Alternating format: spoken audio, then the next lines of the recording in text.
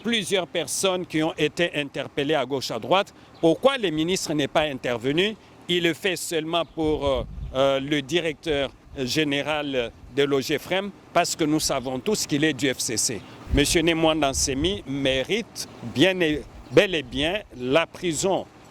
Il n'y a aucune nation, il n'y a aucune institution qui puisse se dire que c'est elle qui doit donner l'autorisation aux autres pour utiliser un produit dont ils ont la conviction qu'il peut soulager ou qui peut aider les malades à s'en sortir. Appuyez sur le bouton rouge, là où c'est écrit abonner. Abonner. Donc si vous appuyez une seule fois, vous vous abonnez directement. C'est une façon pour vous de nous soutenir.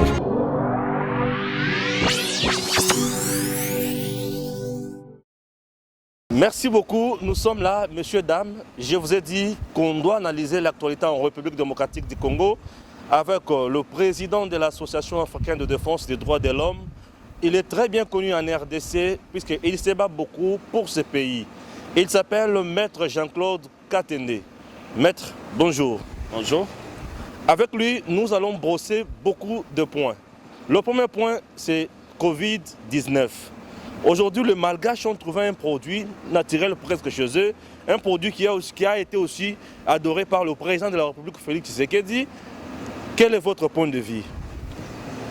Notre point de vue, il est tout simple. Je pense que face à cette pandémie, il n'y a aucune nation, il n'y a aucune institution qui puisse se dire que c'est elle qui doit donner l'autorisation aux autres pour utiliser un produit dont ils ont la conviction qu'il peut soulager ou qui peut aider les malades à s'en sortir. Et ici, je pense qu'il faut remercier et féliciter le président malgache pour avoir pris cette décision courageuse, n'est-ce pas, de déclarer qu'ils ont trouvé un produit naturel qui puisse aider les gens à s'en sortir. Et en même temps, je pense que le président de la République, M. Félix Tshisekedi, a bien fait de soutenir, n'est-ce pas, son homologue malgache dans cette déclaration courageuse qu'il a faite. Et je pense que pour la République démocratique du Congo, le président de la République devra faire un effort de recevoir non seulement les médecins modernes, mais aussi les médecins de la médecine traditionnelle, que moi je qualifierais de la médecine africaine, pour pouvoir discuter avec eux, entendre les uns et les autres. Sur ce point-là, nous avons seulement constaté que notre président ne fait pas assez d'efforts pour rencontrer les praticiens ou les médecins de la médecine africaine congolaise, n'est-ce pas, congolais, pour pouvoir travailler avec eux et voir quelles sont les possibilités qu'ils ont de faire aussi des propositions dans ce sens-là. Ne voyez-vous pas que nous sommes en train peut-être de nous mettre au danger, d'aller au contact du danger, puisque l'OMS risque de nous frapper, de nous sanctionner, du fait que ce produit n'a pas été homologué par ses experts? Je pense que je l'avais déjà dit, face à des difficultés pour lesquelles l'OMS n'a aucune solution en termes de médicaments, chaque peuple a la possibilité de chaque peuple a la possibilité de se battre pour, n'est-ce pas, mettre en place des médicaments qui puissent aider les gens à s'en sortir. Et vous savez que tous les jours qui se passent ici, en République démocratique du Congo, les gens n'ont pas suffisamment de moyens pour pouvoir, n'est-ce pas, accéder à la médecine moderne. Donc, les Congolais, dans leur grande majorité, utilisent les produits traditionnels. Et vous ne devez pas oublier que la grande partie de nos populations ne se trouvent pas dans les grands centres urbains, ils sont dans les milieux ruraux. Et dans ces milieux ruraux, les premiers produits qui sont utilisés et qui ont toujours répondu à certains besoins en termes de médicaments sont des produits naturels, sont des produits en fait qui découlent de la médecine africaine ou de la médecine traditionnelle. Merci beaucoup. Deuxième point, comme deuxième sujet, c'était congrès ou pas congrès plénière ou pas plénière, au finish, l'Assemblée nationale se réunit, le Sénat se réunit, les deux chambres se sont réunies séparément, bien sûr, sans congrès. On peut parler d'une victoire de vos pressions et revendications, ou on peut dire que les choses se sont bien passées, puisque nous, je préférais parler de ce dossier en deuxième lieu, puisque ça va bien sûr, c'est en relation avec le Covid-19, puisqu'il s'agissait de la prolongation de l'état d'urgence en RDC. Je pense personnellement que personne n'a gagné, encore moins les parlementaires, encore moins le président de la République, encore moins les organisations de droits de l'homme, dont la ZADO, qui ont fait pression pour qu'on reste dans les termes de la Constitution. Voyez-vous, c'est la démocratie qui a gagné, c'est le peuple congolais qui a gagné parce que la décision prise par le Sénat et l'Assemblée nationale ont permis au président, ces décisions ont permis au président de la République de pouvoir prolonger l'état d'urgence dont les populations ont besoin aujourd'hui pour faire face à cette pandémie. Mais il faut quand même souligner qu'il est regrettable qu'on ait perdu beaucoup de temps pour débattre de la question qui n'avait pas besoin d'être débattue. Parce que les textes constitutionnels sont assez éloquents, assez clairs sur ces questions-là.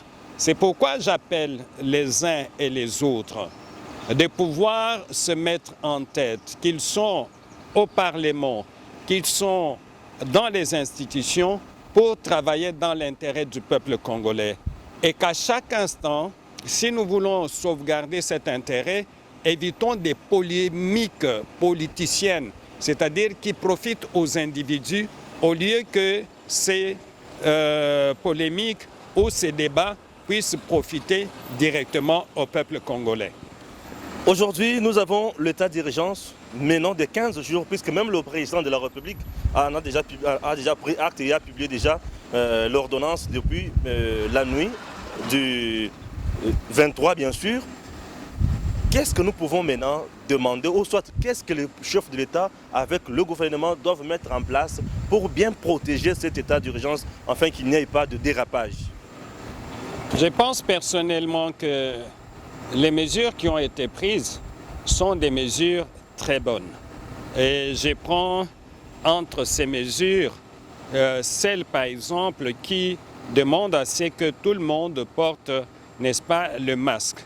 Quand vous regardez, depuis qu'on a rendu ces masques obligatoires, il y a un changement dans les comportements des Quinois et Quinoises, des Congolais, et surtout que chacun fait un effort pour porter ces masques, même si nous savons qu'on les porte très mal. Il y en a qui l'accrochent juste aux oreilles pour que les policiers puissent les voir. Il y en a qui l'utilisent sur les parcours, mais quand il veut parler, il enlève. Le masque doit être maintenu. Maintenant, ce qu'il faut déplorer, c'est le fait que nous vivons comme s'il n'y avait pas l'état d'urgence. Dans l'état d'urgence, il est important qu'on sente qu'il y a de la discipline. Et la police qui devait contribuer à cette discipline pour que les comportements des uns et des autres changent, cette police s'évertue ou se distingue dans l'extorsion de l'argent auprès des citoyens, dans la corruption, ce qui fait que nous ne sentons pas donc que les mesures qui ont été prises ont vraiment un impact sur la vie des gens, particulièrement les mesures qui concernent les transports en commun, particulièrement les mesures qui concernent le port, n'est-ce pas, du masque. Très bien. Passons à un troisième point. Là, nous sommes sur le plan sécuritaire. Néanmoins, dans Semi, aujourd'hui, il est sous résidence surveillée en quelque sorte, puisque la police entoure sa résidence. Il a une milice, en quelque sorte, ses adeptes sont qualifiés aujourd'hui de milices. Je ne comprends pas. Comment vous analysez ces dossiers? Notre analyse, elle est toute simple. Pourquoi? Parce que nous sommes sans oublier que pendant plusieurs années, M. Nimwanda Nsemi a pris en otage un groupe de Congolais. qu'il instrumentalise à sa guise. Et il y a déjà plusieurs personnes qui sont mortes du fait des appels de M. Nemwanda Nsemi. C'est pour ça que nous avons été clairs. On ne peut pas permettre à un citoyen, qui qu'il soit, de prendre en otage l'État en créant des troubles comme il avait fait. Et aujourd'hui, nous déplorons beaucoup de morts à cause du fait que le gouvernement central a montré un certain laxisme vis-à-vis de M. Nemwanda Nsemi. M. Nemwanda Nsemi mérite bel et bien la prison. C'est quelqu'un qui doit être arrêté, c'est quelqu'un qui doit être amené devant la justice pour, n'est-ce pas, qu'il réponde de ses actes. Et ici, je voudrais dire que M. Nemwanda Nsemi peut avoir des revendications qui pourraient être fondées, mais il doit se mettre en tête que ces revendications ne peuvent être prises en compte que si il les amène devant des institutions que la Constitution consacre pour ce faire. Ça veut dire qu'il y a des autorités politico-administratives, ça veut dire qu'il y a la justice. Et Nemwanda Nsemi ne peut pas créer les troubles à l'ordre public pour contraindre les autorités à répondre à ces exigences, à ces revendications. C'est antidémocratique, on ne peut pas permettre à un citoyen de faire ce genre de comportement. Il y a certains Congolais qui ont proposé les dialogues, mais on ne peut pas dialoguer avec une personne qui a déjà la détermination de défier les autorités, de défier les institutions et de créer des troubles aujourd'hui qui ont coûté la vie à beaucoup de personnes. Et ici, non seulement qu'il faut condamner Nemwanda Nsemi pour ses sorties qui créent des troubles politiques, des troubles sociaux, mais il faut aussi condamner la police qui ne se maîtrise pas et qui se permet d'utiliser disproportionnellement la force au point de tuer autant de Congolais. Nous avons déjà décrié cette situation dans ce qui s'est passé à Lubumbashi avec Gédéon Kyungumutanga, qui a fait tuer aussi beaucoup de personnes. Et nous avons demandé à ce qu'une enquête soit organisée. Cette enquête est en cours et nous voulons que la même enquête soit organisée aussi pour ce qui concerne Nemwanda Nsemi. Dernière question, Maître Jean-Claude. Le DG de l'Ogefrem, poursuivi aussi en justice, à la grande surprise, on voit le ministre en charge de l'Intérieur, bien sûr, Tunda Kassende, demander aux magistrats de surseoir, bien sûr, de procédures de mandat d'amener ou de mandat d'arrêt et consort. Comment vous analysez aussi ces dossiers? Bon, il faut dire que nous avons là la possibilité, n'est-ce pas, de féliciter les magistrats qui ont répondu au ministre de la Justice en le mettant à sa place, pour qu'ils comprennent une fois pour toutes que la justice est un pouvoir aussi grand, aussi important que le pouvoir exécutif. Donc, les instructions que le ministre de la Justice pourrait faire à la justice, c'est dans le sens de l'encourager à aller de l'avant, à continuer les enquêtes, à renforcer les enquêtes, à atteindre tout le monde. Mais le ministre ne peut pas intervenir pour soustraire un individu à l'administration de la justice. Et nous savons tous bien qu'il y a eu plusieurs personnes qui ont été interpellées à gauche, à droite. Pourquoi le ministre n'est pas intervenu? Il le fait seulement pour le directeur général de l'Ogefrem, parce que nous savons tous qu'il est du FCC.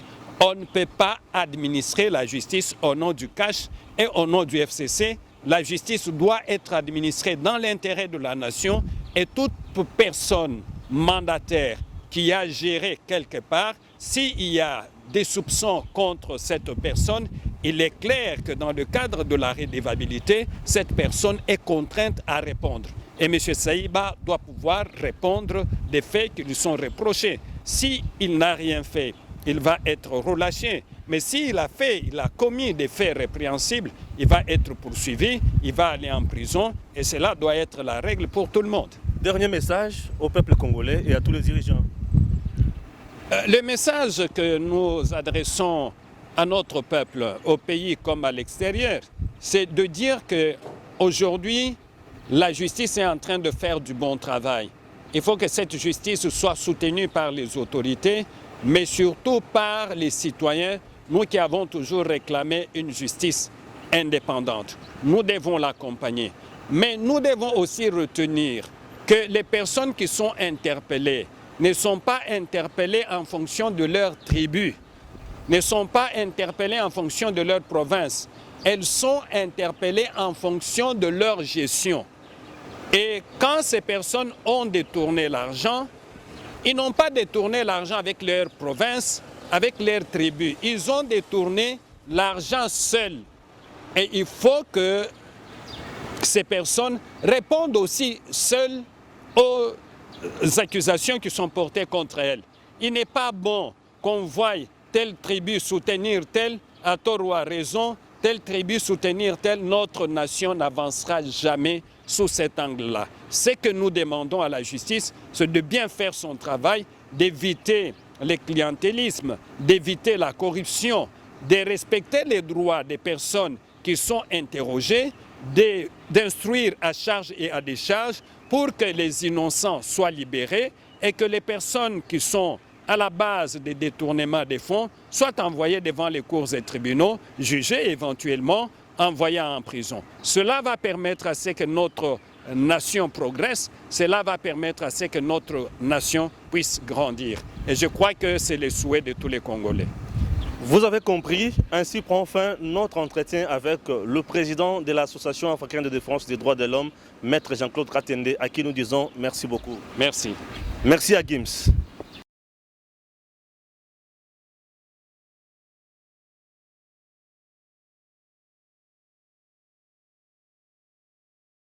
Appuyez sur le bouton rouge, là où c'est écrit abonner.